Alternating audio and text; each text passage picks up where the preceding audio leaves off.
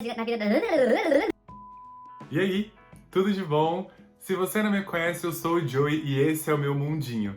Dessa vez eu vim trazer um assunto diferente pra vocês, vim trazer um pouco de informação.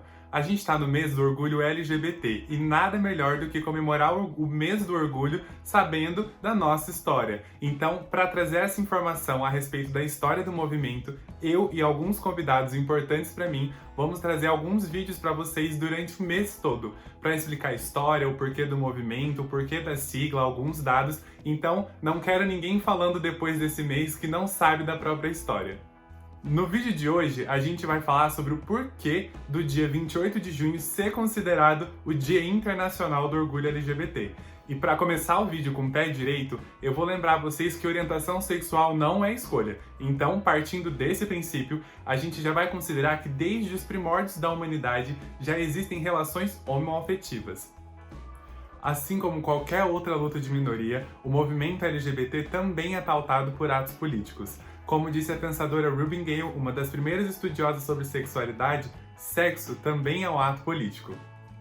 Por exemplo, na Alemanha, no século XIX, mais especificamente por volta de 1920, nós tivemos o primeiro grupo que lutava contra as leis anti-homossexuais da época. E mais tarde, esse grupo e essa luta motivaram alguns grupos norte-americanos a surgirem também, para lutar contra essas leis anti-homossexuais. Em 1950, por exemplo, surge Mattachine Society, logo após a Segunda Guerra Mundial, quando o governo norte-americano começa a perseguir todo e qualquer cidadão que possa oferecer risco à ordem estabelecida.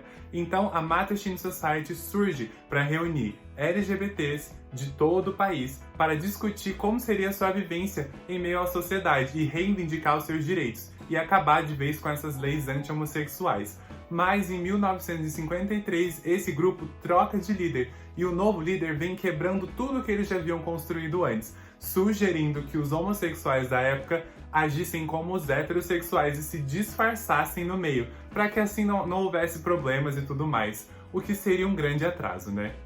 Além de sofrer as perseguições políticas e ser considerado crime, ser LGBT também era considerado uma desordem mental. Então, em 1957, uma psicóloga e psiquiatra chamada Evelyn Hooker aplica um teste para o seu projeto que chamava o Ajuste do Homossexual Aberto. O que esse teste fazia? Ela juntou um grupo de 30 homens, 15 héteros e 15 homos, e fez análises mentais nos mesmos. E embaralhou todos os testes e não nomeou ninguém, para que ninguém soubesse de quem era. E entregou esse teste com esses resultados para outros psiquiatras e psicólogos amigos seus e importantes naquela época.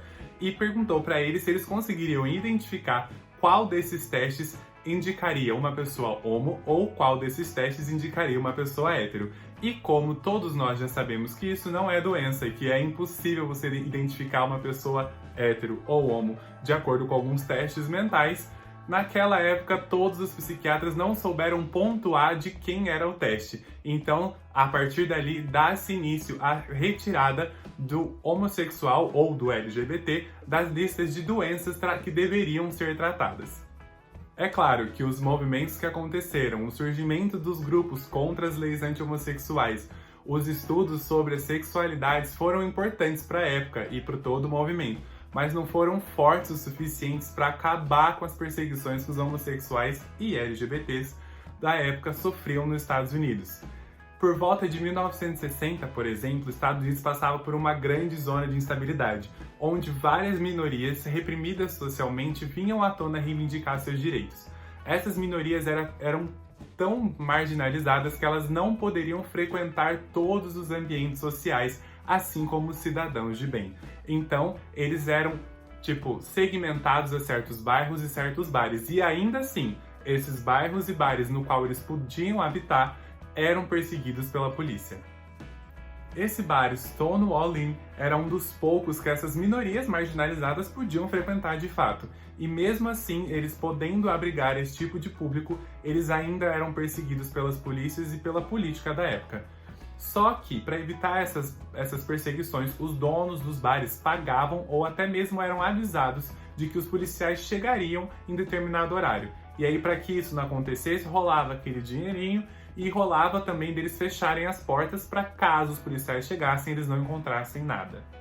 Mas no dia 28 de junho de 69, esse bar de Stonewall Inn é invadido sem aviso prévio.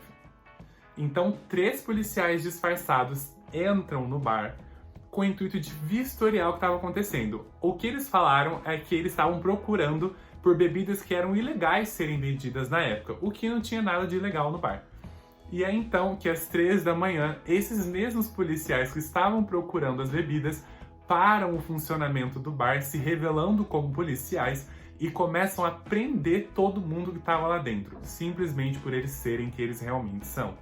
E aí, essa apreensão e essa batida policial, as atitudes que estavam acontecendo ali eram tão violentas e começaram a juntar pessoas lá fora, na frente do bar, para assistir tudo o que estava acontecendo. Algumas dessas pessoas eram alguns frequentadores do bar mesmo, e conseguiram escapar antes que a polícia pegasse eles. E eles param ali na frente só para, entendeu, ficar assistindo a situação, que era revoltante.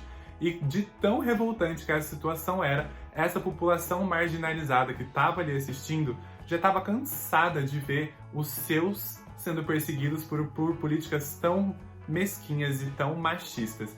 E aí é que eles começam a gritar frases de empoderamento, para que as pessoas que estivessem sendo presas se sentissem fortes e motivadas a resistirem a essa batida policial. E aí, alguns LGBTs começam a se revoltar contra os policiais, gerando uma confusão geral.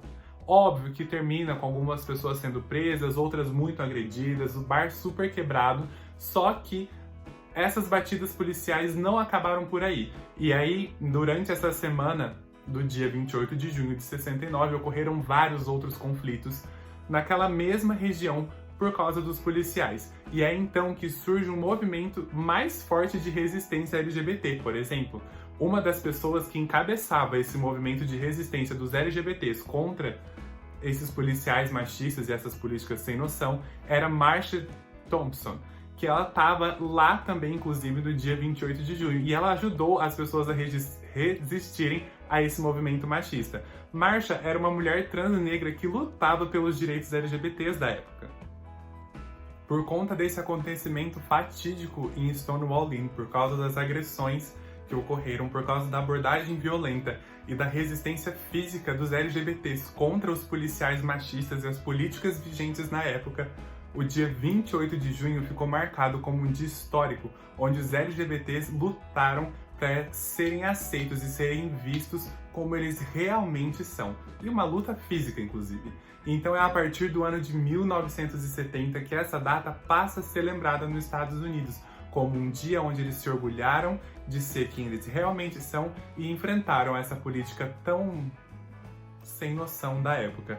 E aí, então, mais pra frente, esse dia foi instaurado como um dia mundial, internacional, do orgulho LGBT. Esse é o porquê da data e eu espero que você tenha gostado da história, uma história tão importante para o nosso movimento. Fica aí ligado que nos próximos vídeos eu vou trazer mais informações legais e importantes sobre o nosso movimento para que você entre e entenda comigo que essa história é tão importante para mim quanto para você, tá bom?